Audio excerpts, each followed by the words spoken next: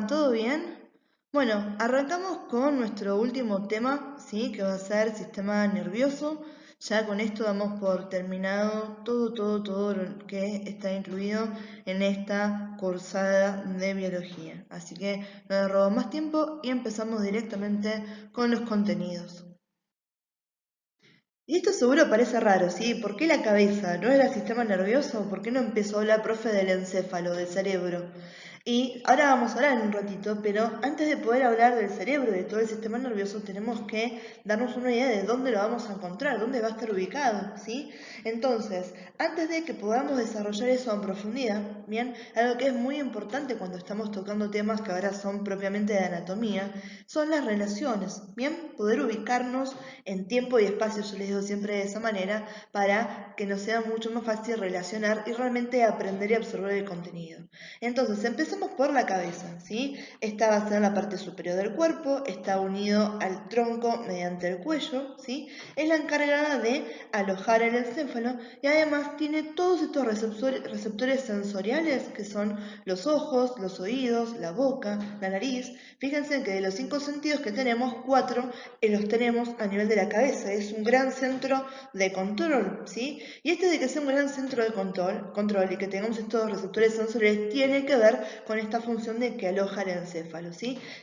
Imagínense, seguramente vieron alguna vez las películas, ¿sí? De los hombres de negro, cuando los aliens abrían la cabeza y estaba el muñequito manejando todo. Es que realmente el cerebro es el que está manejando todo. Entonces tiene sentido que estos portales, ¿sí? Que son los de entrada al alimento, al agua, al oxígeno, que tenemos las estructuras para la voz, para la expresión, y toda esa afectación sensorial está ubicada en la cabeza.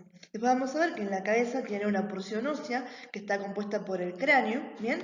Y después de que salimos del cráneo, recién ahí podemos encontrar ahora a quién, al cerebro, ¿sí? A todos los componentes que nos forman el sistema nervioso central.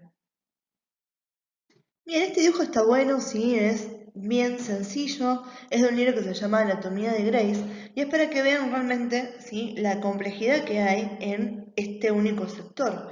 Tenemos un montón de áreas que son particulares de estudio, ¿sí? Uno estudia las órbitas, estudia los senos paranasales, los oídos, la nariz, la cavidad nasal, la boca, la cavidad oral, ¿sí? Tenemos todo lo que va a ser el macizo craneofacial, tenemos todo lo que va a ser el neurocráneo, ¿bien? Y después obviamente todo lo referente a lo interno, las cubiertas que van a estar protegiendo todo, que son las cubiertas meningias, y después sí obviamente todo lo que es el sistema nervioso. Entonces acá tienen una representación para que vean cómo estos espacios están unidos, ¿sí? Fíjense que tenemos los oídos, la cavidad craneal, las órbitas, ¿sí? La cavidad nasal, tenemos también la cavidad oral, y tanto la cavidad nasal como la cavidad oral se están comunicando hacia posterior con una región que nosotros ya la vimos, que era la faringe. ¿Se acuerdan que teníamos nasofaringe y orofaringe? La faringe, para que ahora se den una idea, iría justamente encastrada por detrás de los cuadraditos azules y el cuadradito violeta que estarían representando las cavidades nasales y la cavidad oral. Bien, hablamos de la cabeza, hablamos de cómo están las diferentes estructuras que se encuentran en ella y vamos entonces a hablar un poquito del cráneo, que va a ser el esqueleto de la cabeza, ¿sí? Este que va a ser el encargado de contener, proteger tanto al encéfalo como al sistema nervioso. En líneas generales, entonces, tenemos tres tipos de cráneos.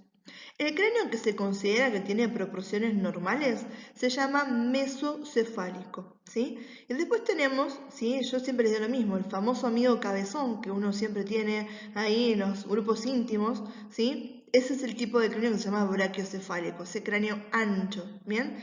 Y esas personas que tienen como la cabeza alargada, ¿sí? Esos son los cráneos que se llaman dólicocefálicos, ¿bien? Esto después lo vamos a entender un poco mejor cuando hablemos de las fontanelas, ¿bien? Ya les adelanto ahora para que se entiendan qué está pasando acá, después quédense tranquilos que lo vamos a dar más en profundidad. ¿Qué pasa? Ustedes tengan idea que nosotros no nacemos con las proporciones que tenemos ahora como adultos, ¿bien? Ni del encéfalo ni de nuestros huesos, ¿sí? Entonces, algo tan importante como el encéfalo, que tiene que crecer, ¿sí? Para convertirnos en adultos, y yo le tengo que proteger con el cráneo, Si el cráneo fuera algo hermético, no habría chance de que creciera, y si no crece el cerebro estamos en problemas. Entonces, hay partes óseas, ¿sí? Sí, partes blandas en realidad, no osificadas, que se llaman fontanelas, y esas tienen un tiempo de osificación y de fusión que, si se lleva a las condiciones normales, ¿sí? Nos va a dar un cráneo mesocefálico. Cuando esas fontanelas, ¿sí? O las suturas que tenemos entre los huesos del cráneo se cierran antes de tiempo, lo que tenemos son variaciones en la anatomía y la morfología normal del cráneo. Cuando estamos hablando de estos cráneos anchos, braquicefálicos, lo que está pasando es que se fusiona tempranamente la sutura coronal o lamboidea, ¿sí? Eso, chicos, de vuelta, acá lo decimos, después cuando las veamos nos va a quedar mucho más tranquilo para poder tenerlo en cuenta, ¿sí? Ahora, con el dórico cefálico lo que está pasando es que se fusiona tempranamente la sutura sagital, ¿sí? Que se va a estar entre los dos huesos parietales. Y esa coronal, o llamada lamboidea, ¿sí? Está en esta zona, ¿sí? Entonces, si se sutura primeramente esta, son cráneos anchos. Y si se sutura primeramente esta, ¿sí? Primeramente quiere decir más temprano, tenemos, ¿sí? Este de acá que es el dórico cefálico, ¿sí? Entonces, para resumir esto, tenemos tres tipos de cráneos, ¿sí? Que van a ser el resultado de la correcta osificación, ¿sí? Y articulación entre los huesos del cráneo. Cuando todo eso se da en condiciones normales, previstas, ¿sí? Fisiológicas, digamos, tenemos lo que se denomina un cráneo de proporciones estándar, ¿bien? Eso se llama un cráneo mesocefálico. Cuando se sutura tempranamente, ¿sí? La que se llama sutura coronal o sutura lamboidea, lo que tenemos es un cráneo ancho al que llamamos brachiocefálico. Y cuando se sutura tempranamente la sutura sagital, lo que tenemos es un cráneo alargado al que llamamos dóricocefálico, ¿sí? Ahora, chicos, ¿quiere decir que la persona que tiene un cráneo braquicefálico o dólicocefálico tienen patologías? No, son variaciones anatómicas, ¿bien? Uno considera el mesocefálico como el estándar, ¿sí? Y en los otros lo que estamos viendo son variaciones, pero no quiere decir que estas personas tengan problemas, ¿bien? Después vamos a ver que hay todos estudios que se llaman cefalometrías, por ejemplo, que le hacemos nosotros en rayos, que nos pueden ver cuáles son los accidentes óseos y las proporciones que tienen las personas en el cráneo, y eso obviamente está muy asociado a los que son trastornos a nivel dentario, ¿sí? Pero bueno, eso ya es otra cosa que le vamos a dar también más adelante, ¿sí? De vuelta, acá lo que me interesa es que ustedes sepan los tres tipos de cráneos, ¿sí? Grandes rasgos que tenemos: mesocefálico, brachiocefálico y dólicocefálico. Bien, estructuralmente, ¿cómo está formado el cráneo? Vamos a ver que tenemos tres tablas: tabla externa, tabla media, también llamada diploe, y la tabla interna. Tanto la externa como la interna están formadas por hueso compacto, mientras que la media está formada por hueso esponjoso. La tabla externa, ¿sí? Va a ser bien lisa y está cubierta por el periósteo, también llamado pericráneo, y a continuación lo que tenemos va a ser el cuero cabelludo. Si lo hacemos de afuera hacia adentro, estamos hablando cuero cabelludo, ¿sí? Periósteo, o también llamado pericráneo, y tenemos la tabla externa, ¿sí? Que es de hueso compacto. Luego tenemos la tabla media llamada diploe, donde es hueso esponjoso. Y finalmente la tabla interna, que de vuelta tenemos, ¿sí? Hueso compacto. En esta va a tener diferentes, ¿sí? Amoldaciones a lo que va a ser el encéfalo, entonces no va a ser completamente lisa, ¿bien? Y va a estar en contacto no con el encéfalo, sino que con la dura madre, que la dura madre es la más externa de las cubiertas meníngeas, ¿sí? Las meninges las van a ver en anato 3, pero ya les adelanto que son tres: dura madre, aracnoides y pia madre, ¿sí? La dura madre entonces es la más externa de todas y esa es la que está en contacto con la tabla interna del cráneo. Si recordamos, ¿sí? De anato 1, cuando ustedes vieron las estructuras de los diferentes tipos de hueso, los huesos planos eran aquellos que estaban conformados precisamente por dos finas láminas de hueso compacto que estaban cubriendo una tabla media de hueso esponjoso. La mayoría de los huesos del cráneo, ¿sí? Sobre todo los que están formando lo que va a ser la calota, o sea, la parte de arriba, ¿sí? Son huesos planos. Por lo tanto, tiene sentido que esta sea la disposición en la cual, ¿sí?, se maneja el tejido óseo de forma estructural. Vamos con las divisiones, entonces. La primera gran división que tenemos va a ser en neurocráneo y en viscerocráneo. El neurocráneo está compuesto por la calvaria, ¿sí?, y por la base craneal. Cuando hablamos de calvaria, estamos hablando de la calota, ¿sí? Y ahí tenemos exobóveda o exocalótera, ¿sí?, y endobóveda, ¿sí?, o endocalota, ¿sí? Y cuando hablamos de la base craneal, tenemos endobase y exobase, ¿sí? Las que sean endo son las que están en contacto, ¿sí?, con las meninges y después con lo que va a ser el encéfalo. Y todo lo que es exo es lo que está en contacto con ¿quién? Con el pericráneo y el cuero cabelludo, ¿sí? Entonces, neurocráneo está separado en calvaria y base craneal. La calvaria a su vez se va a dividir en endobóveda o endocalóteda y exobóveda o exocalota, mientras que la base craneal se divide en endobase y exobase. Por otro lado teníamos al viscerocráneo. En el viscerocráneo lo que tenemos es el macizo facial y la mandíbula. Bien, acá lo que estamos viendo en la imagen, ¿sí?, están pintados con colores aquellos huesos que en el adulto son 8, que son los que conforman el neurocráneo, ¿sí?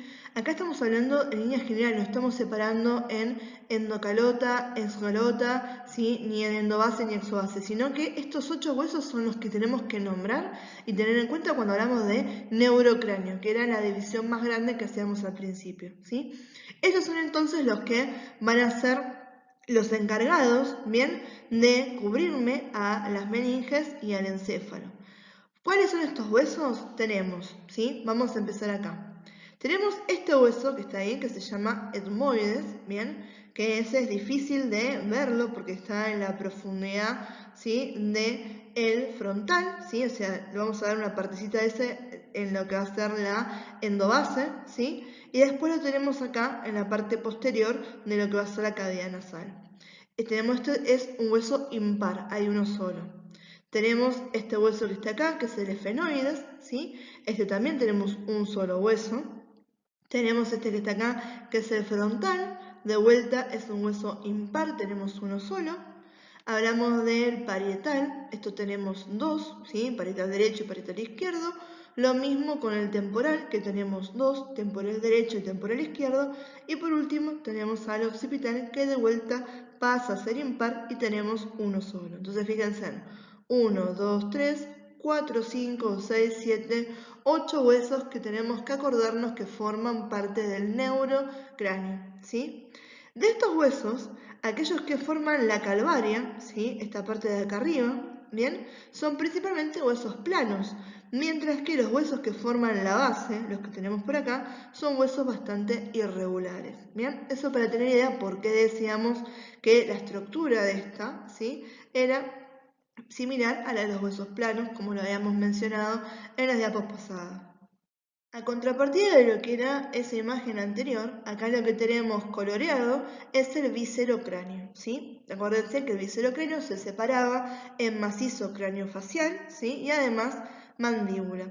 Acá vamos a tener aquellos huesos que están formando la porción anterior del cráneo, ¿sí?, que está rodeando lo que va a ser la boca, la nariz y la mayor parte de las órbitas. ¿Por qué decimos la mayor parte de las órbitas? Porque el resto lo va a hacer ¿quién? El hueso frontal, que no pertenece al viscerocráneo. Cuando hablamos de los adultos, decimos que está compuesto por 14 huesos, ¿sí? Este hueso que está acá, esperen que voy a poner el puntero láser, ahí está. Este hueso que está acá es el vómer, ¿sí? Y ya les voy diciendo que el vómer, junto con lo que va a ser la lámina perpendicular del etmoides, es el que me forma el tabique óseo de la nariz, ¿bien? Después tenemos acá que se ve en la profundidad el palatino, ¿sí? De vuelta les voy a ir adelantando, el palatino junto con el maxilar superior me forman el paladar óseo, ¿sí? Tenemos acá el cigomático, ¿sí?, cigomático también llamado malar, bien, tenemos acá el hueso nasal, ¿sí? Los huesos nasales son dos.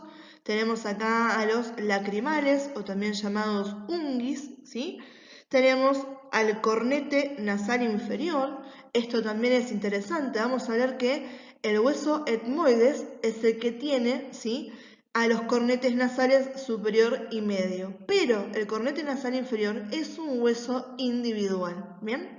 Este que está acá es el maxilar superior y por último, este que tenemos acá es el maxilar inferior, también llamado mandíbula, ¿sí? Entonces fíjense que tenemos, ¿sí?, 14 en total, 2 que van a ser impares y 6 que son pares bilaterales. ¿Cuáles son los impares? ¿Sí? El vómer y la mandíbula. Del resto son todos pares, o sea, tenemos tanto del lado derecho como del lado izquierdo, por eso hablamos de pares bilaterales. Y estos huesos, fíjense que son irregulares en la clasificación que teníamos de los tipos de huesos. Bien chicos, acá lo que hice fue delimitar a cada uno de estos huesos que nombramos en la diapo anterior con diferentes colores y en lo que eran las clases presenciales yo utilizaba esto en el proyector para ver si realmente ubicaban cuáles eran los huesos que teníamos representados acá. Sobre todo porque esta imagen lleva un poco más a lo que es la realidad del cráneo con los que vamos a trabajar el día de mañana. Entonces, yo ahora les voy a ir mostrando, ¿sí?, recordando cuáles son cada uno de estos huesos, pero traten de, si ustedes lo están haciendo en sus casas o si tienen el PowerPoint después, de tratar de identificarlos por sí solos a ver si los reconocen. ¿Por qué les digo que esto es importante? Porque tener en cuenta, ¿sí?, y conocer bien la distribución espacial de estos huesos nos va a ahorrar un montón de problemas más adelante cuando estaremos estableciendo los límites, por ejemplo, de las órbitas o de la cavidad nasal. Porque si yo ya conozco dónde está, ¿sí?, este que está acá, que es el cigomático o el malar, sé que este es el unguis, sé que este, ¿sí?, va a ser el maxilar superior, ¿sí?, sé que acá tengo al etmoides, ¿bien? Este también es el etmoides. Cuando yo quiera decir, bueno, chicos, díganme cuál es el suelo de la órbita, ¿sí?, ya por verlo, me acuerdo qué huesos son, no hace falta que me lo sepa de memoria. Acuérdense que estudiar de memoria no sirve. ¿Qué tenemos acá arriba? Este es el frontal. ¿Y qué vemos acá? Las alas del efenoides, que eso después las vamos a marcar bien cuando veamos órbitas, ¿bien? Entonces, poder reconocer esto es súper importante. Vamos, ¿sí?, con lo primero, ¿sí? Acuérdense que yo siempre le digo lo mismo. Lo primero que voy a identificar es aquello de lo cual no tenga ninguna duda. ¿Cuál es el hueso más identificable de todos estos? Que yo ya lo miro y sé cuál es y no tengo duda de confundirme. Este que está acá en violeta, que es el maxilar inferior o la mandíbula. ¿Quién tenemos arriba? Su contrapartida, que es este hueso bilateral, que va a ser el maxilar superior, ¿sí? Este hueso que tenemos acá, ¿sí?, que está acá relacionado con este que es el etmoides, que no pertenece al viscerocráneo, este hueso que está acá es el vómer, ¿sí? Acuérdense que es el que les había comentado, que junto a la lámina perpendicular del etmoides formaba el tabique nasal. Acá bilateral, también hacia ambos lados, tenemos al cornete inferior. Acá en celeste tenemos el cigomático o hueso malar. Este que está acá es el lacrimal o el unguis, tanto de un lado como del otro. Estos son los huesos nasales. Y en esta visión inferior, ¿sí?, podemos ver recién ahí al palatino, ¿sí?, que también es un hueso bilateral. Bien, hablemos un poquito entonces de lo que va a ser el desarrollo del cráneo. Algo de esto hemos nombrado cuando dijimos los diferentes tipos de morfología que podía adoptar, ¿sí?, el cráneo, ¿sí? Mesocefálico, braquicefálico, doplicocefálico, ¿sí? Entonces, vamos a ver que hay algo que tiene que ver, ¿sí?, con la lógica del cuerpo en cuanto a las apófisis, ¿sí? Las apófisis son un sitio de inserción para los músculos y los ligamentos. ¿Qué pasa? Cuando nacemos, ¿sí?, en el cráneo del bebé no hay ni apófisis estiloides ni apófisis mastoides, ¿sí? Las apófisis estiloides son, esperen que pongo el puntero, estas que están acá son las apófisis estiloides, ¿sí? y estas que estamos acá, estas son las apófisis mastoides, ¿sí? Fíjense que en el cráneo del bebé no están. ¿Por qué no están? Porque estas apófisis se generan al momento de que los músculos empiezan a crecer y empiezan a traccionarlas, ¿sí? Acá todavía no pasó eso, por lo tanto no las tenemos, ¿sí? Entonces, al momento del nacimiento no hay ni apófisis mastoides ni apófisis estiloides, ¿sí? Y lo que estamos viendo, también que es una diferencia, cuando nosotros hablábamos que teníamos una tabla externa, una tabla diploide y una tabla interna, estábamos hablando de la conformación del cráneo del adulto. En los recién nacidos, los huesos que están formando acá la calvaria, ¿sí? Van a ser lisos y van a ser unilaminares. Bien, entonces no tenemos la disposición que habíamos nombrado hace un rato en el adulto. Lo que vamos a ver, esto si alguno de ustedes dibuja, seguramente les pasa, ¿sí? Que es muy complicado si uno está acostumbrado a dibujar adultos, ¿sí? Tratar de dibujar un chico, porque las proporciones que hay en los rostros no tienen nada que ver. En los chicos vamos a ver que el cráneo, ¿sí? Proporcionalmente al resto de la cabeza, va a ser mucho más grande. Pero, ¿sí? La proporción facial con respecto a lo que va a ser la calvaria va a ser, ¿sí? Mucho más pequeña, ¿bien? Eso tiene que ver con que tanto el encéfalo como los ojos tienen un desarrollo mucho más precoz, ¿sí? Que lo que se están desarrollando los maxilares, la mandíbula y los senos paranasales, ¿sí? Además de que las fosas nasales son chiquititas, ¿sí? Y obviamente no tienen ninguno de los dientes, ¿sí? Las erupciones dentarias, ¿bien? Vamos a ver que, entonces, para que esto se transforme en esto, ¿sí? Hay todo un proceso de crecimiento y de transformación. Esto va a ser de forma más exponencial en los primeros 2 años de vida de los chicos, ¿sí? Y cuando ya llegan a los 7 años de edad, ahí más o menos el cráneo de los nenes, ¿sí? Alcanzan las proporciones de un adulto, ¿sí? Muy similares a los de un adulto. Y si alguno de ustedes tiene todavía 18 años, ¿sí? 19 años, ¿sí? Están enganchados recién después del secundario, todavía sus cráneos no terminaron de desarrollarse. Se dice, se estima que hasta los 20 años de edad más o menos todavía sigue en desarrollo el cráneo, ¿sí?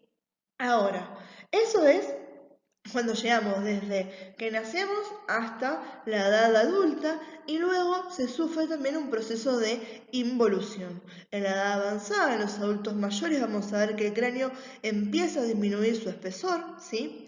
Tanto el maxilar como la mandíbula se retraen, se van un poquito más para atrás y empezamos a perder la dentición, se empiezan a reabsorber los procesos alveolares, que es donde están insertados los dientes, ¿sí? Tanto en el maxilar superior como en el maxilar inferior.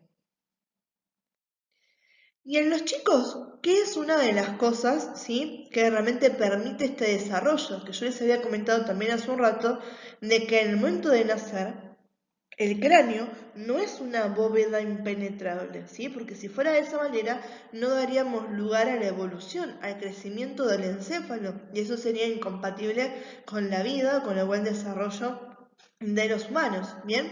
Entonces, vamos a ver que tenemos las fontanelas, ¿sí? La famosa mollera que decía la tía Rosa, no le toques que le tocas el cerebro al nene, no le toques la cabeza, ¿sí? Y eso es porque son puntos blandos no osificados al momento del nacimiento, ¿sí? Que lo que me están viendo, ¿sí? Son separaciones entre los huesos del cráneo del bebé, todavía no terminaron de fusionarse todos los huesos, ¿sí? Todavía tengo ahora de cosa, ¿sí? Tejido, ¿sí? Fibroso, ¿sí? Son capas gruesas de tejido fibroso, pero no es hueso, ¿sí? De esta manera que uno puede todavía hacerle una ecografía, ¿sí? A nivel craneal a los bebés para poder evaluar cómo se desarrolla el encéfalo, ¿sí? ¿Y cuál es la función que tiene esto? ¿Sí? Por un lado, una que yo les vengo diciendo, que es permitir el crecimiento del encéfalo. Si yo no tengo este nivel de laxitud para poder crecer, sería imposible. Y segundo, chicos, que si estamos hablando de parto natural, el canal de parto, ¿sí?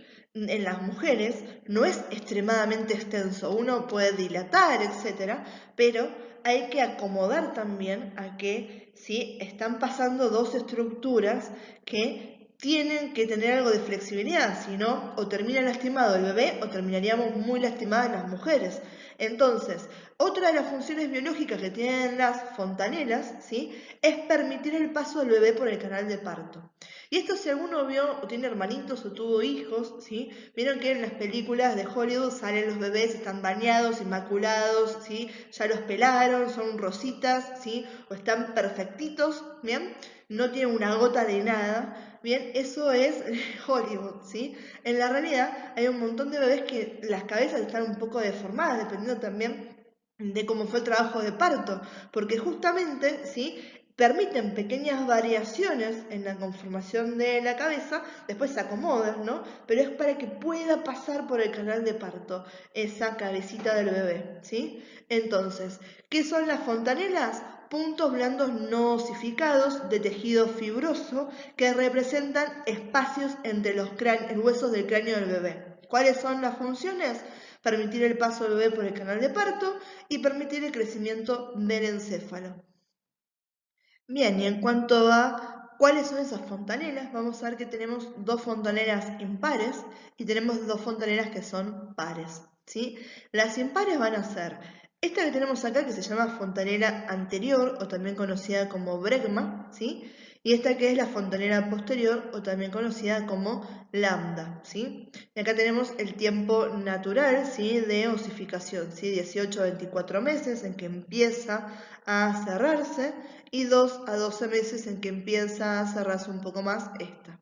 Y las que son dobles, o sea, tenemos tanto del lado derecho como del lado izquierdo, es esta que está acá, que es la fontanela esfenoidal, y esta que está acá, que es la fontanela, ¿sí?, mastoidea, ¿sí? Tenemos entonces esfenoidal a los 2 o 3 meses empieza su proceso de osificación, y la mastoidea también a los 2 o 3 meses, ¿sí?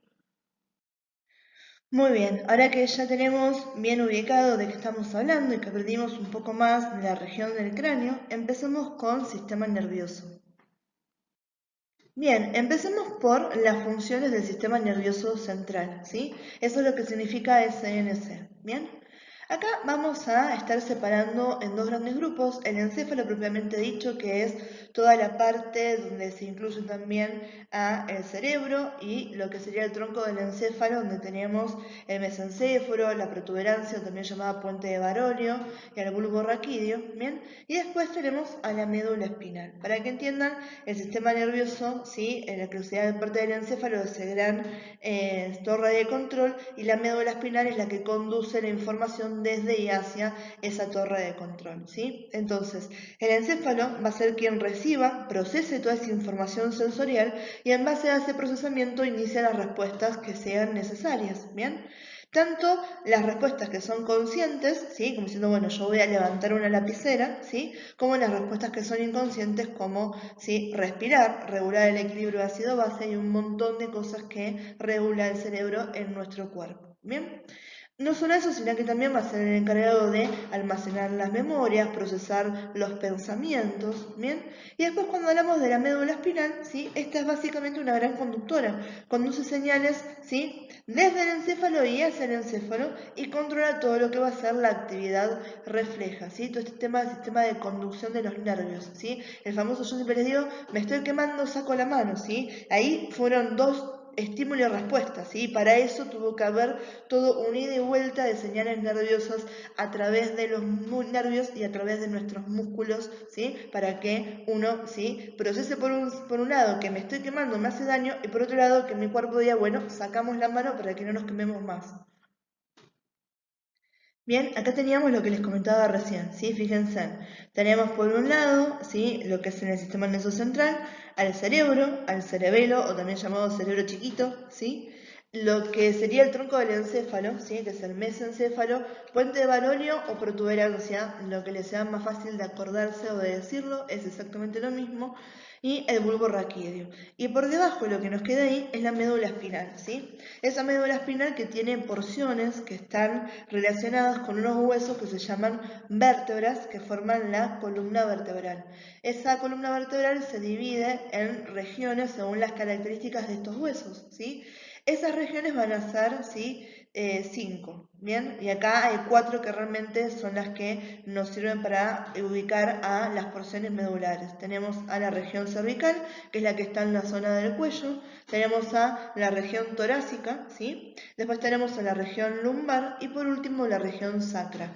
La que queda fuera de esto sería la región coxígea, que vamos a ver que ya en la última parte de la región lumbar ya no estaríamos teniendo más médula espinal y habría lo que se llama cola de caballo. Por eso después vamos a ver cuando se hacen las punciones lumbares, ¿sí? Para sacar algo que se llama líquido cefalorraquídeo, se hace en esta región para evitar lesionar a la médula, que es súper importante, ¿sí? Acuérdense que les dije recién que era una gran conductora, ¿bien? ¿Y por qué nos sirve tener una referencia a esto? Porque yo les digo, tengo una lesión medular a nivel cervical, lo que quiere decir si esa lesión medular, ¿sí? Es absoluta, ¿bien? Quiere decir que del cuello para abajo perdí completa sensibilidad, ¿sí? No tengo forma de... Se me desconectó el cerebro del resto del cuerpo, del cuello para abajo.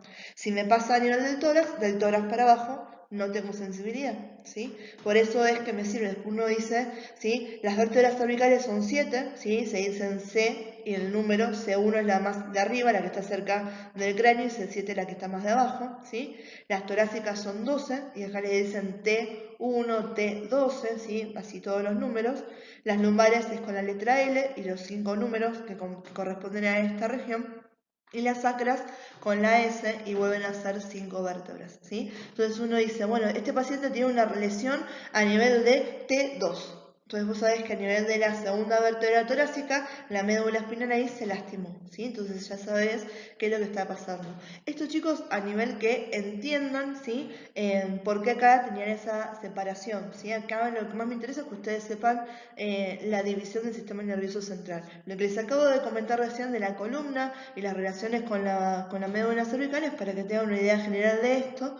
Y después cuando hablemos de líquido cefalorraquídeo y más adelante en la carrera cuando ustedes hablen de cómo se estudia ese líquido cefalorraquídeo y cómo se hacen las punciones, quizás tengan la suerte de que se acuerden de esto y digan, ah, claro, yo ya sé por qué se tiene que hacer de esa manera, ¿sí? Y sé de qué se trata de esto porque lo vi en biología. Y si no se acuerdan, bueno, me guardé el PowerPoint, me bajé el video narrado y si es que lo tengo de tema, me lo escucho un ratito a la profe de biología allá en primer año, ¿sí? Para ahora ya entender mucho mejor cuando los profes de las materias más de los años más altos, ¿sí? Ahora toquen de vuelta algunos contenidos que acá le hicimos la base. Bien, y acá empezamos con lo que le encanta hacer a la anatomía, que son las divisiones y las subdivisiones. Bien, una cosa para entender es que acá cuando dice cerebro anterior, cerebro medio y cerebro posterior, se está refiriendo al origen embriológico de estas secciones. Ustedes saben que nosotros en nuestra formación somos ese renacuajito horrible, ¿bien? Después nos convertimos en un feto, después en un bebé bien formado y finalmente en los seres humanos que somos ahora. Entonces, esa formación embriológica, ¿sí? En realidad, de lo que es la anatomía, ¿sí? Después en algunas partes lo que va a ser la medicina, da un montón de información porque tienen ciertas características particulares, los órganos que van a salir de las hojas, ¿sí? Embrionarias que comparten, ¿bien? Y en este caso, este tema de cerebro anterior, medio y posterior es por la formación en que empiezan a darse forma, ¿sí? Lo que después se va a convertir en las estructuras que conocemos hoy en día, ¿sí? Esto no me interesa demasiado, yo quiero más que ustedes conozcan las divisiones empezando de prosencéfalo, mesoencéfalo, rombencéfalo, pero como lo pueden ya leer y siempre es una buena idea que tengan noción de lo que estamos hablando, porque además la parte embriológica uno generalmente no la tiene en cuenta, ¿sí? Entonces, seguramente ahora cuando vemos el dibujo, y si yo les mostrara ese dibujo sin haberles dicho nada de qué se trataba, era como diciendo, profe, ¿esto qué es? A veces ni se reconoce como si fuera humano, porque la verdad que los embriones, ¿sí? No son muy parecidos a nosotros, ¿bien? Entonces de ahí viene esta división de anterior, medio y posterior. Esto más que nada se los digo para que no se equivoquen y piensen que van a encontrar en la parte de atrás a estas estructuras. Esto era, ¿sí? En un origen, ¿sí? Del origen embrionario. Después las cosas toman otros lugares, ¿sí? Se va modificando, va creciendo, se va desarrollando y ¡pumba! Tenemos una cosa diferente a como empezamos, ¿bien? Entonces, lo que me interesa es esta división que tenemos acá, ¿sí? De este sistema nervioso, ¿bien? Estamos hablando del prosencéfalo, que a su vez se divide en telencéfalo y diencéfalo. Hablamos del mesoencéfalo, donde encontramos a los tubérculos cuadrigéminos y a los pedúnculos cerebrales. Y por último tenemos al rombencéfalo, donde tenemos tres estructuras que van a ser la protuberancia, o el famoso puente de Barolio, el bulbo raquídeo y el cerebelo. Bien, chicos, esto que tenemos acá, ¿sí? Es lo que les comentaba recién, el desarrollo del esquema de cómo sería en un embrión, ¿sí? Fíjense en que no sabemos qué es eso, ¿sí? Es muy difícil reconocerlo cuando uno no sabe de qué se está hablando, de que eso sería la representación de un embrión humano y la formación de lo que después se va a convertir en el sistema nervioso, ¿bien? Pero fíjense que tenemos entonces prosencéfalo, por eso anterior, mesencéfalo siempre en el medio, y rombencéfalo posterior, ¿bien? Por eso anterior, medio, posterior venía de esta formación. Después eso va cambiando, ¿sí? Y no es tan así como lo estamos viendo acá, ¿sí? Tenemos el prosencéfalo, ¿sí? Que se dividía en telencéfalo y diencéfalo. El telencéfalo es el cerebro propiamente dicho. Y el diencéfalo van a ser dos estructuras que se van a llamar tálamo e hipotálamo, ¿bien? Después teníamos el mesencéfalo, ¿sí? Que ahí vamos a encontrar a los tubérculos cuadrigéminos y a los pedúnculos cerebrales. Y después teníamos, ¿sí? A el puente de Barolio o la protuberancia, al bulbo raquídeo y al cerebelo, que estos tres formaban parte del rombencéfalo. Y por último, acá abajo, que es esta gran conductora de los impulsos nerviosos, tenemos a la médula espinal. Bien, siguiendo con las divisiones, vamos a ver que el sistema nervioso lo vamos a separar en el sistema nervioso central, que es el que acabamos de nombrar, y el sistema nervioso periférico, ¿sí? Periférico básicamente son todos esos nervios. ¿Ven todo lo que está en amarillo en el dibujo de la personita? ¿Sí? Todo eso sería, ¿sí? Excepto la médula espinal que estaría en el medio, ¿bien? Todo sería el sistema nervioso periférico. De vuelta, cuando hablamos del sistema nervioso central, teníamos al encéfalo y a la médula espinal. En lo que se constituía el encéfalo, ¿sí? Teníamos en el prosencéfalo, ¿sí? Al diencéfalo y el telencéfalo. El telencéfalo, ¿quién era? El cerebro, y el diencéfalo era el tálamo y el hipotálamo, ¿sí? Después teníamos, ¿sí? El mesencéfalo, ¿bien?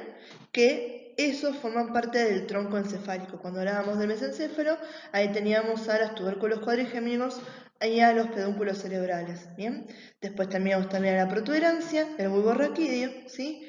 Y cuando hablábamos protuberancia, bulbo raquídeo y cerebelo, esos formaban parte del rombencéfalo, ¿sí? Pero eso para que tengan una idea que era lo que era el encéfalo. Y después teníamos, solita, pobrecita, ahí a la médula espinal. Cuando hablamos de el sistema nervioso periférico, lo vamos a llamar, lo vamos a dividir en realidad en somático y autónomo, ¿sí? El que es somático es el sensitivo, el que está recibiendo información, por eso vamos a ver que sus constituyentes van a ser los nervios, ¿sí? Los nervios craneales, ¿bien? Y los nervios espinales, ¿bien? O también llamados raquídeos, ¿bien? Y cuando hablamos del sistema nervioso periférico autónomo, este es el sistema nervioso que controla a los órganos internos, al músculo liso, todas las funciones fisiológicas, ¿sí? De base que no son conscientes, ¿sí? Por eso se llama sistema nervioso periférico autónomo o también le pueden decir vegetativo, ¿bien? Este se separa en simpático y parasimpático, ¿sí? Para que se acuerden siempre, uno dice de la misma forma, no sé dónde empezó, si en la facu de medicina o en algún lado que nos lo explicaron de esa manera y nos quedó en el inconsciente de todos los profes. Dicen, cuando está el león, ¿quién se activa? El simpático, porque le tenés miedo y querés correr. Entonces, el sistema simpático, ¿sí? Es el que está asociado con lo que es la lucha o la huida, ¿sí? Que yo, para hacerlo diferente, ¿sí? Le tengo terror a los payasos. Si en este momento, y más que estoy sola en mi casa contándoles, giro la cabeza y veo un payaso, créanme que voy a atravesar 3 paredes y voy a salir corriendo y el correcaminos y la nube de humo de atrás va a ser nada atrás mío. Y eso va a ser mi sistema autónomo simpático que está reaccionando y me está secretando, por ejemplo, un neurotransmisor, que los neurotransmisores son necesarios para favorecer la sinapsis, la forma de comunicarse entre neurona y neurona, y está haciendo que, ¿sí? Por ejemplo, estaría secretando noradrenalina, que eso me estaría estaría poniendo todo mi sistema, ¿sí?, en máximo funcionamiento. ¿Por qué? Porque yo tengo que estar preparada para la acción, tengo que consumir un montón de energía para poder correr desesperada por la calle y huir del payaso que me come, ¿sí? En cambio, el parasimpático, ¿sí?, ese es el relajado, ese es el que controla las funciones basales, o sea, las que son tranquilas, ¿sí? Y ahí tenemos, por ejemplo, como neurotransmisor exponente de este sistema, tenemos a la acetilcolina. Bien, y obviamente el sistema nervioso periférico está conectado con el sistema nervioso central, ¿sí? Acuérdense que los grandes componentes, el que me está manejando la máquina, es el sistema nervioso central. Entonces, en base a eso, tenemos una organización que es funcional en cuanto al sistema nervioso. Lo podemos dividir en lo que va a ser división sensitiva, que va a ser aferente, y división motora, que va a ser eferente. Bien, cuando hablamos de una división sensitiva, vamos a ver que esta está transmitiendo información desde la periferia hacia el sistema nervioso central, ¿sí? Ahí tenemos un montón de receptores que están llevándole la información aquí al sistema nervioso central. Por eso es aferente, hacia el sistema nervioso central, ¿sí? Y cuando hablamos de la división motora, tenemos que esta es eferente desde el sistema nervioso central hacia el resto del cuerpo, ¿sí? Y en este caso, esta es la información que va a ser motora, ¿sí? En vez de un receptor, lo que tengo acá es un efector, ¿sí? Recibo algo y hago algo para que tengan una idea de qué estamos hablando. Y esto va a estar tanto a nivel de lo que va a ser, ¿sí?, del sistema somático como del sistema autónomo. Cuando dicen ahí visceral es lo mismo, ¿sí? Autónomo, acuérdense que es el que se encarga de la fisiología interna y la regulación de los órganos internos. Vísceras es lo mismo, ¿sí? Entonces, cuando hablamos de la división sensitiva, esta que recoge información para que le llegue al sistema nervioso central, el sensitivo somático recibe información de la piel, ¿sí?, de las fascias, ¿se acuerdan que estas recubrían a los músculos? De las articulaciones, ¿sí?, del músculo esquelético y de todos los receptores sensoriales. Mientras que el sensitivo visceral, ¿sí?, en ese lado, está recibiendo información de las vísceras huecas, ¿sí?, lo que sería el peritaltismo, todo eso que nosotros no lo tenemos de forma consciente, ¿sí? Y cuando hablamos de la división motora, ¿sí?, de vuelta tenemos la separación entre lo que era el somático y lo que era el autómico, ¿sí?, o el autónomo. En el somático, ¿sí?, este va a ser el sistema nervioso voluntario, que está inervando al músculo esquelético, el famoso, bueno, levanto la lapicera, ¿sí? Mientras que el motor autonómico, ¿sí?, autónomo, no sé por qué le puse autonómico, autónomo, ¿sí?, este es el sistema nervioso involuntario, ¿sí?, que está inervando al músculo cardíaco liso, ¿sí?, al músculo cardíaco, al liso y al glandular, ¿sí? Por ejemplo, necesito que latas más rápido el corazón. Yo eso no lo puedo manejar, ¿sí? Lo está manejando directamente de forma involuntaria. Bien, y lo último que vamos a hablar en cuanto a organizaciones y divisiones, recuerden, ¿sí?, y si no, pónganle pausa a este video y vayan a chusmearse el video de tejidos, ¿sí?, que las células que teníamos en el sistema nervioso eran las neuronas, ¿bien? ¿Se acuerdan que las neuronas estaban compuestas por un cuerpo, donde teníamos las dendritas, ¿sí?, teníamos un axón, entonces la banda de mielina, ¿bien? Entonces, dependiendo de qué parte de la neurona yo me estoy haciendo referencia, voy a estar formando, ¿sí?, diferentes partes de lo que va a ser el tejido nervioso. El tejido nervioso se separa en sustancia gris y sustancia blanca. La sustancia gris va a estar formada por los cuerpos de las neuronas, ¿sí?, las dendritas y la primera parte chiquitita donde se originan los axones, ¿sí? Entonces, la cabeza de la neurona, donde tengo todos los pelos que eran las dendritas, eso me forma la sustancia gris. Y la cola de la neurona, ¿sí?, donde tengo todo el axón, ¿sí?, eso va a ser la sustancia blanca. Bien, acá lo están viendo, ¿sí? Este sería un corte coronal de lo que es el cerebro, ¿sí?, del encéfalo. En este caso, fíjense en cómo se está distribuyendo la sustancia gris, la voy a ver en la periferia y formándome los que van a ser los núcleos de la base, y después lo que tengo es la sustancia blanca. Yo siempre que lo explico les digo, esto es como si fuera, ¿sí?, un tazón, ¿sí?, donde van a poner leche y cereales. Entonces, el tazón, que va a ser la sustancia gris. Entonces, el tazón está en la periferia, ¿sí?, es donde voy a encontrar la sustancia gris. En el cerebro, ¿sí? Ojo que después en la médula, por ejemplo, cambia esto, ¿sí? Entonces estamos hablando en el cerebro, esta es la disposición que tenemos de sustancia gris y sustancia blanca, ¿sí? Entonces teníamos mi tazón, esto es la periferia, la parte de afuera de lo que estoy haciendo, va a ser sustancia gris. Le agrego la leche que va a ser sustancia blanca, me queda en el medio, ¿sí? Y después, entre medio de la leche, tengo, ¿sí? Los Fruit Loops, ¿sí? Esos que son también sustancia gris, ¿bien? Y me están formando, ven ahí que hay como unas manchitas en el medio de lo blanco, que son los ganglios de la base, ¿bien? Entonces, sustancia gris y sustancia blanca, y recuérdense, ¿sí? Cómo estaban formados dependiendo de qué parte de la neurona, si estaba hablando de la cabeza o estaba hablando del axón, o sea, del cuerpo de las dendritas o de todo el axón. Bien, y lo voy a pasar rápido por cuestión de a ver si se me impresionan, pero para que vean que lo que está expresado en los dibujos, ¿sí? Es fidedigno a la realidad. Este es un cerebro normal, ¿sí? De un ser humano. Bien, y están viendo ahí la diferenciación entre lo que es sustancia blanca, bien, ahí la leche, ¿sí? Y sustancia gris, el tazón, donde en la periferia. Y ya pobrecito que lo teníamos ahí todo cortado en la foto anterior, vamos entonces a hablar un poco más ahora de este señor que es el encéfalo. E indefectiblemente, ¿sí? Volvemos a las divisiones y subdivisiones que tanto nos gusta en anatomía, ¿sí? Cuando hablamos de el cerebro como tal, lo primero que voy a ver es que está separado en dos hemisferios cerebrales, ¿sí?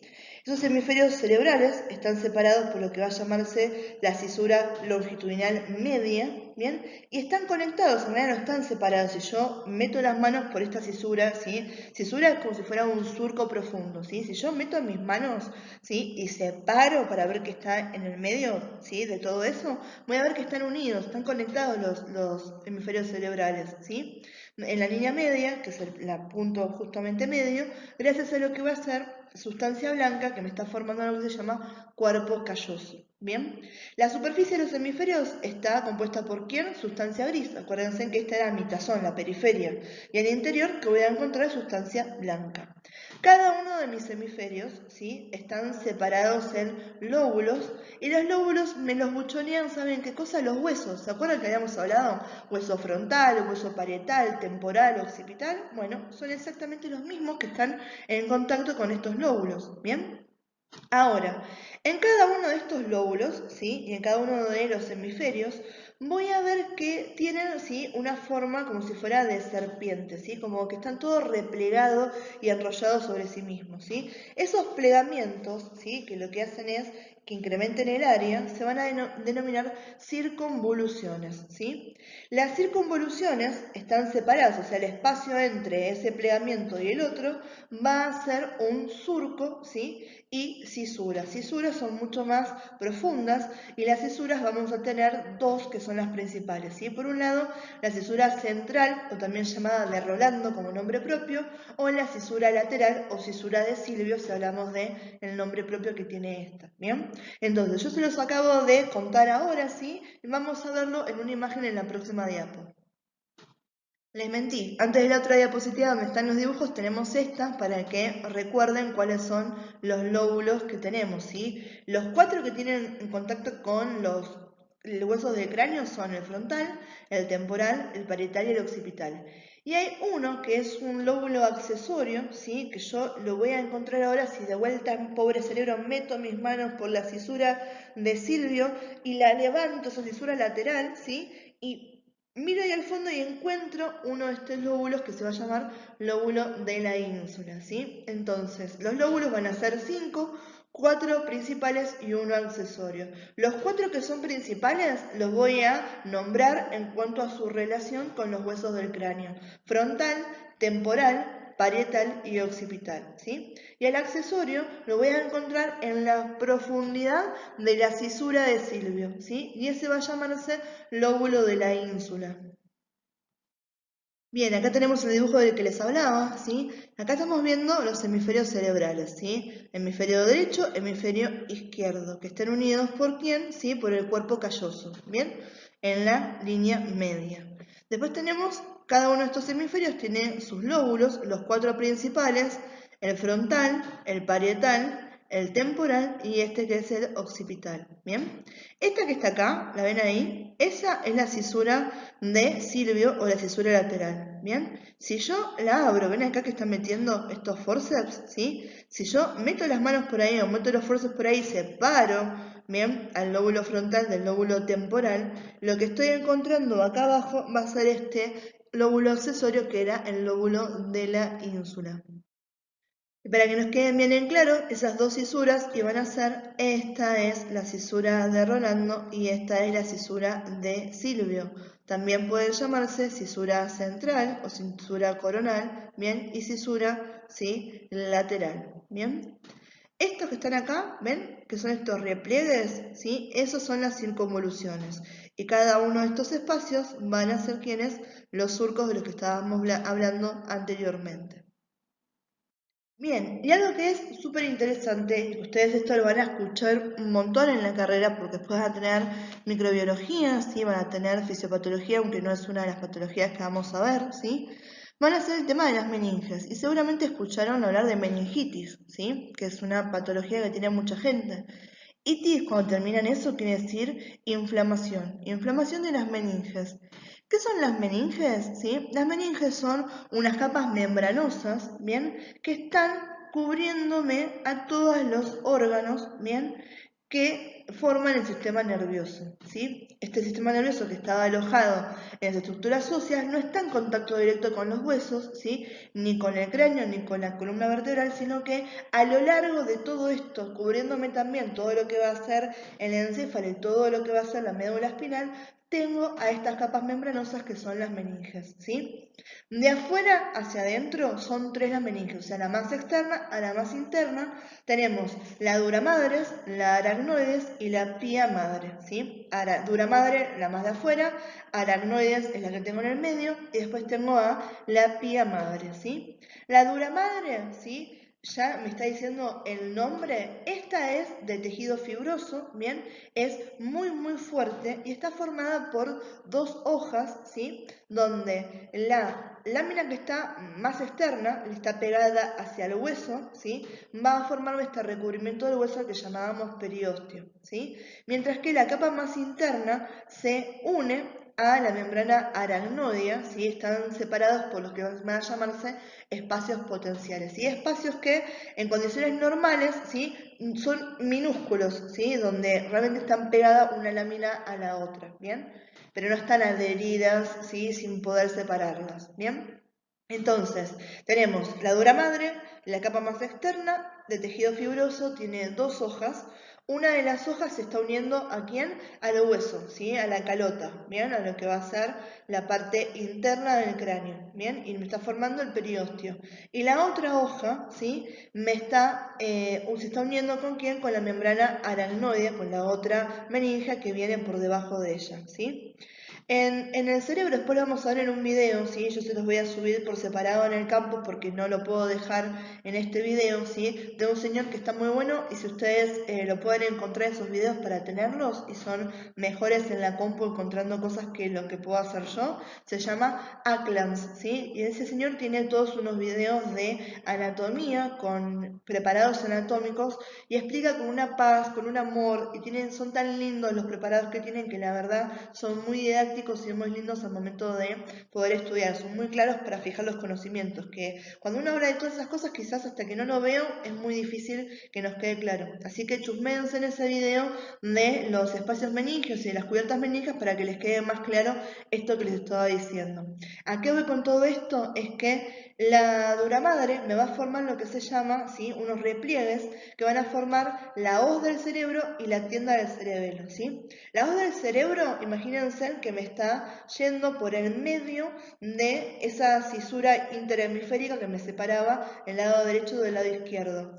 Y la hoz del cerebelo, ¿sí? La tienda del cerebelo, ¿sí? La hoz del cerebro, la tienda del cerebelo me está separando, ¿sí? El cerebelo de lo que va a ser el cerebro, ¿bien? Entonces los tengo formados, después se los dibujo también, háganme acordar que se los paso rápidamente por el WhatsApp para que me entiendan lo que les estoy diciendo, ¿sí? Igual lo van a ver en el video, ¿bien?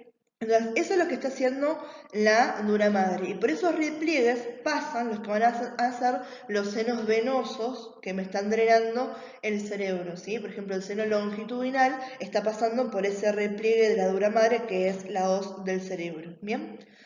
Cuando hablamos de la otra meninge que teníamos, que es la aracnoides, ¿sí? Esta es más delgada que la dura madre, ¿sí? Y está por debajo de ella, no por dentro, por debajo de ella, ¿sí? Está formada por dos hojas, ¿bien? Entre las cuales hay un espacio, ¿sí? ¿Sí? Que en este espacio, en realidad, no dentro de la aracnoides, sino entre lo que va a ser la aracnoides y la pia madre, que la tengo por debajo, ¿sí? Me va a quedar un espacio que vamos a llamar espacio subaracnoideo. Este espacio es súper importante porque por el espacio subaracnoideo está circulando lo que se llama líquido cefalorraquídeo. Este líquido que les comentaba, que también es interesante que van a llegar como muestra para que ustedes lo vean en el laboratorio, ¿sí? Y que lo analizan y que me va a dar mucha información dependiendo de si tiene alto contenido en proteínas, si tiene mucha glucosa, si tiene LDH, que es el lactato deshidrogenasa, ¿bien? Depende de qué es lo que tengan, me pueden dar señales de alerta con que algo está pasando a nivel del sistema nervioso. Entonces ese es un muy importante y va a ser un determinante que les va a llegar al laboratorio a ustedes para que lo puedan analizar, ¿sí? Y después la última, ¿sí? De las meninges se llama pia madre. Esta es la más interna y la más delgada. Es transparente, ¿bien? Y está bien en contacto con el tejido nervioso, ¿sí? Por esta es donde tenemos a quienes, a los vasos sanguíneos. Entonces, dura madre, aracnoides, pia madre, y ahora en la próxima diapo vamos a ver los espacios que tenemos entre cada una de estas para que nos queden bien en claro, sabiendo que el más importante es el subaracnoideo porque ahí circula ¿quién? El líquido cefalorraquídeo. Bien, acá lo tenemos en dos dibujos, ¿sí? Este está en portugués, no se lo pude cambiar, pero para que me entiendan, ¿sí? Acá tenemos el cuero cabelludo, el periósteo, el hueso, ¿sí? La dura madre, la aracnoides, la pia madre, y acá tenemos el cerebro o tejido nervioso. Y como este, ¿sí? Está bueno para recordarla sobre todo esto, ¿sí? Que después del hueso tenemos dura madre, aracnoides y pia madre, antes de llegar al cerebro. Este es el que me interesa también para que después les quede claro que entre estos espacios vamos a encontrar, ¿sí? O sea, entre estas láminas en realidad vamos a encontrar espacios, ¿sí? Y como en este están muy pegaditos, pasemos a la próxima diapo para que nos quede más en claro todavía.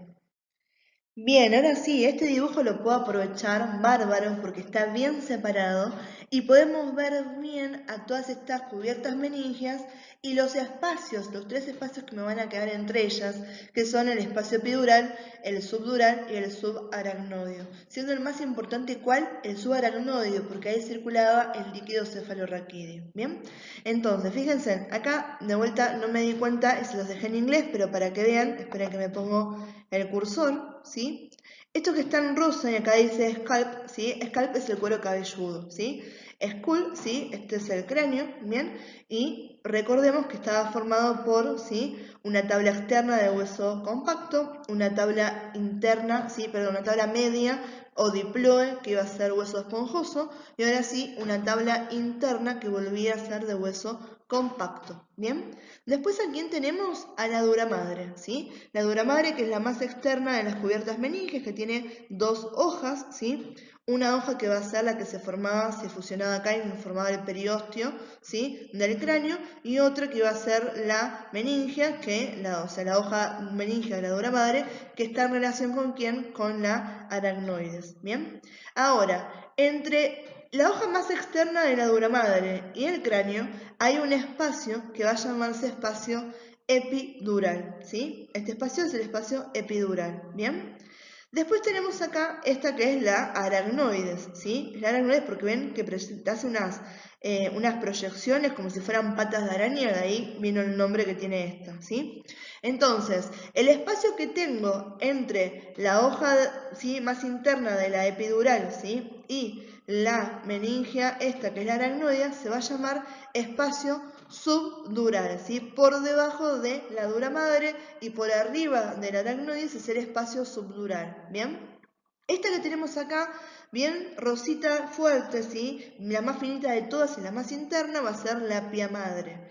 Entonces, entre la pia madre y la aracnoides tenemos este espacio que era el más importante de todos, que iba a ser el espacio subaracnoideo. ¿Por qué? Porque acá circula ¿quién? El líquido cefalorraquídeo. ¿Bien?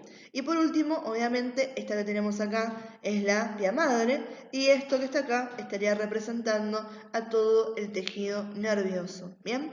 No me interesa que se sepan la composición de estos, de cada uno de lo que voy a encontrar en los tejidos, ¿sí? Lo que me interesa es que les quede bien en claro, ¿sí? Dónde está el epidural, dónde está el subdural, dónde está el subaracnoideo y que del subaracnoideo recuerden que ahí circula el líquido cefalorraquídeo.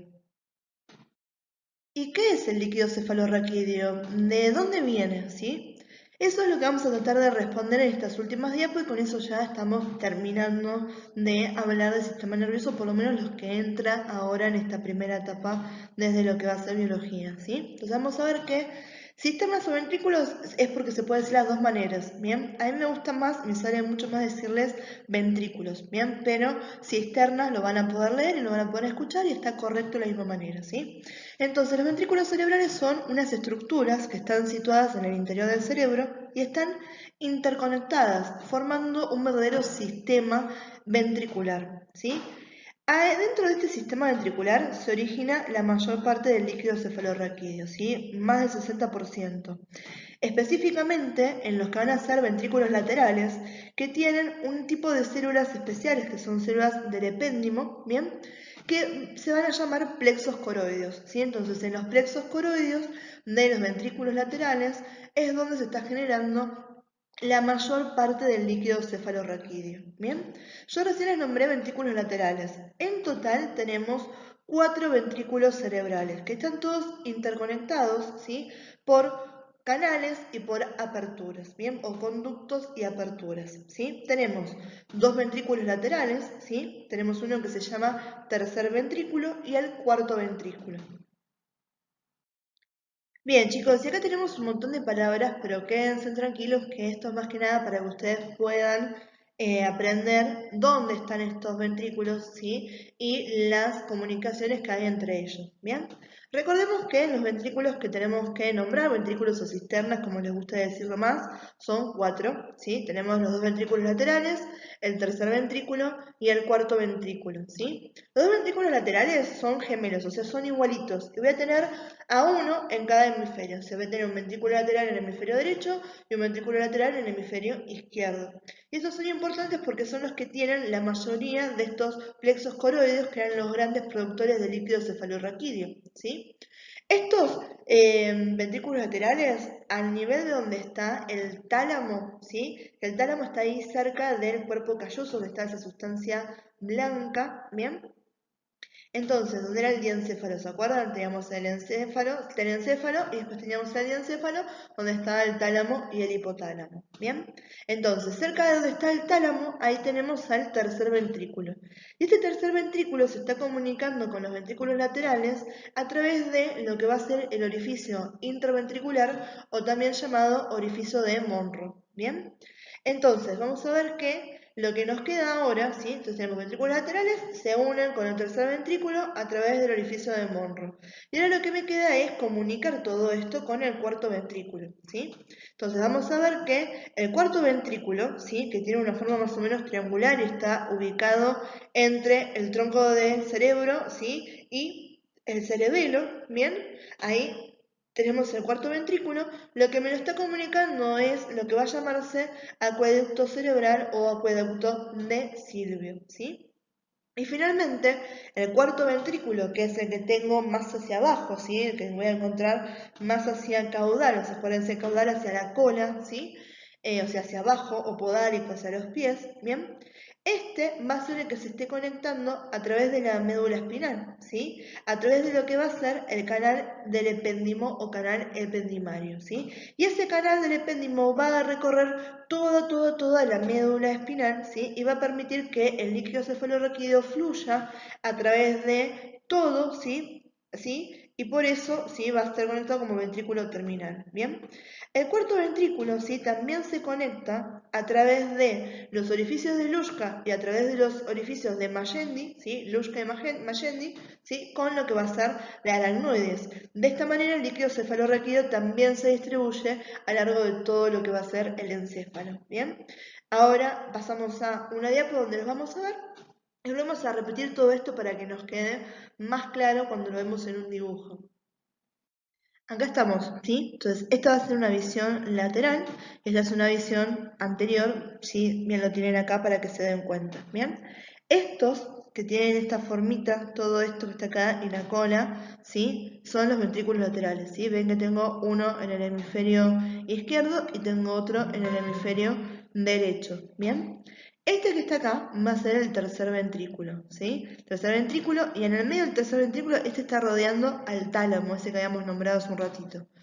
El que me comunica al ventrículo lateral con el tercer ventrículo es este que está acá, que es el orificio de Monro o agujero interventricular, ¿sí? Cualquiera de las dos formas en que lo digan está perfecto.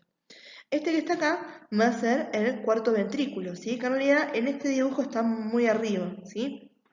O no se ve bien porque está cerrado acá lo que sería el cerebelo, ¿sí? Este, para que me entiendan, como uno lo dibuja casi siempre, ¿sí? Uno dibuja, bueno, tenemos a la protuberancia, ¿sí? Después tenemos al bulbo raquídeo, ¿sí? Y abajo se continúa con quién? Con la médula, ¿sí? Acá atrás tendríamos a quién? Al cerebelo. Bien, este de acá sería el cerebelo, ¿sí? Y esto que queda acá, que a mí no me salió ahora muy piramidal, pero este espacio que quedaría de esta manera acá, ese sería el cuarto ventrículo, ¿sí?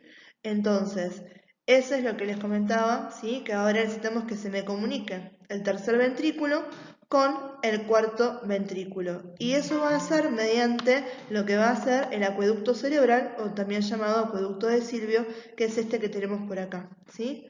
Ahí lo estamos viendo desde frente y de costadito, ¿sí? Lo está tapando acá uno de los cuernos del ventrículo lateral, pero ese que está ahí es el acueducto de Silvio. ¿Llega a dónde? Al cuarto ventrículo, ¿sí? El cuarto ventrículo se continúa con este, que acá le ponen canal central, que era ese conducto del epéndimo que sigue todo lo que va a ser la médula espinal. Y del cuarto ventrículo teníamos también la comunicación con lo que iba a ser la aracnoides a través de los orificios de Luschka y de Magendie. Y todo este lío es por el líquido cefalorraquídeo, ¿sí? Vamos a ver que, obviamente, el cerebro, ¿sí? El encéfalo, es extremadamente importante para la vida, ¿sí? Acabamos de decir que es el que está regulando prácticamente todas las funciones del cuerpo, ¿sí? Por lo tanto, la correcta nutrición de él mismo, ¿sí? La eliminación de los desechos que está produciendo, porque está trabajando todo el tiempo, ¿bien?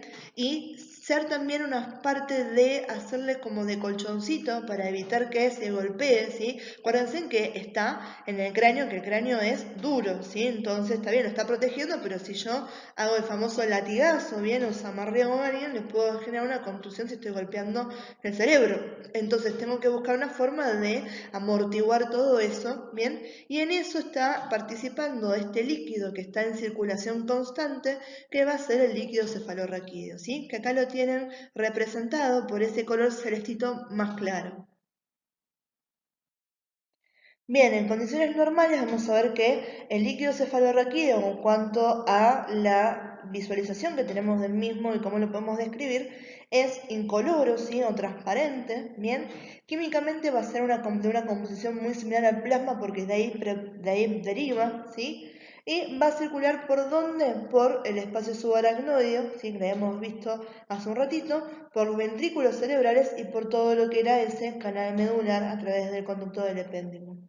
¿Cuáles son las funciones principales que tiene el líquido cefalorraquídeo? Protección mecánica del sistema nervioso central. En ese sentido es como un amortiguador, ¿sí? Vieron en el dibujo anterior toda esta parte celestita que le estaba haciendo, ¿sí? Como un reborde a esto. Entonces tengo ese líquido, me lo mantiene entonces medio flotando al cerebro en el cráneo y evita que entre en contacto y que se me golpee contra las paredes del cráneo, ¿sí? Mantiene entonces la presión intracraneal, ¿sí? mantiene la homeostasis del medio interno, o sea, en base a este tengo una regulación de los productos de desecho, los productos que van a ser de consumo, ¿sí? Y que esté todo en equilibrio, ¿sí? Electrolítico como corresponde, ¿sí? Hablamos de lubricación y nutrición, este va a ser el encargado. Tiene función inmunitaria porque va a ser el que tiene un montón de células del sistema inmune. Y de transporte porque como está, ¿sí? Intercomunicado y está baleando a todo el sistema nervioso, cualquier cosa que uno ponga ahí también la va a llevar y la va a acarrear.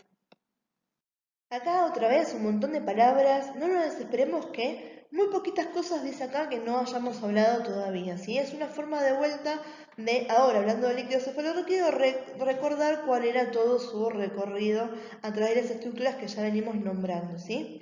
Sabemos que el líquido cefalorraquídeo iba a estar siendo sintetizado en los plexos coroideos que encontramos particularmente en los ventrículos laterales, ¿sí? Esa producción va a ser de forma continua, se va a renovar todo el tiempo y tiene un tiempo de vida media, o sea que está en circulación, mientras que esté secreta, está en circulación, se recolecta y se renueva de aproximadamente 3 horas. Y dependiendo de los autores, se dice que tenemos entre 120 y 200 mililitros de líquido cefalorraquídeo en circulación, ¿sí? Este va entonces, para que entiendan, ¿sí? ¿Dónde se reabsorbe? ¿Sí? Va a ser secretado en los plexos coroideos, hace todo el recorrido que ya lo venimos viendo, ¿sí? Y su ciclo vital termina siendo reabsorbido a través de esas granulaciones, esas patitas de araña que emite la aracnoides, ¿sí? Que me están conectando con quién, con las venas que encuentro en la dura madre, ¿sí? Y entonces este líquido cefalorraquídeo termina siendo parte, ¿sí? Reabsorbido, ¿sí? O recolectado hacia la circulación sanguínea. Viene de la circulación sanguínea como una especie de filtrado a través de los plexos coroideos y vuelve a la circulación sanguínea a través de la aracnoides hacia los plexos venosos que van a estar en la dura madre. Bien, y con lo último, ya con esto terminamos, es la barrera hematoencefálica, ¿sí? Esta es una barrera que está formada por las células endoteliales, ¿bien? Y constituye una barrera selectiva que separa la sangre que circula por los capilares de los plexos coroideos del sistema nervioso central del líquido cefalorraquídeo que está corriendo, ¿sí? O que está circulando por las cavidades ventriculares del sistema, ¿sí? Esto lo que hace es impedir que sustancias tóxicas o no deseadas pasan de la sangre al líquido cefalorraquídeo, ¿sí? Esto es súper interesante desde ese punto de vista como protección, pero también hace súper difícil que uno le pueda llegar drogas efectivas al encéfalo. Bien chicos, entonces con esto terminamos, ya no nos quedan más temas para ver, fue maratónica esta segunda etapa del cuatri, así que la verdad son unos genios con todo el esfuerzo que están poniendo para estudiar, más con las condiciones con las que estamos. Así que bueno chicos, a ajustar los últimos detalles que nos quedan creo que 2 semanas y ya tenemos los segundos parciales y después los primeros finales para ustedes, ¿sí? Así que cualquier cosa que necesiten saben que siempre estamos a disposición, cualquier duda o consulta o algo que no se haya entendido, tienen disponibles todos los canales de comunicación para hacérnoslo llegar, ¿sí? A las profes, ¿bien? Así que bueno chicos, les deseo lo mejor, muchos éxitos en los exámenes, ¿sí? Nos estamos viendo entonces, un beso enorme.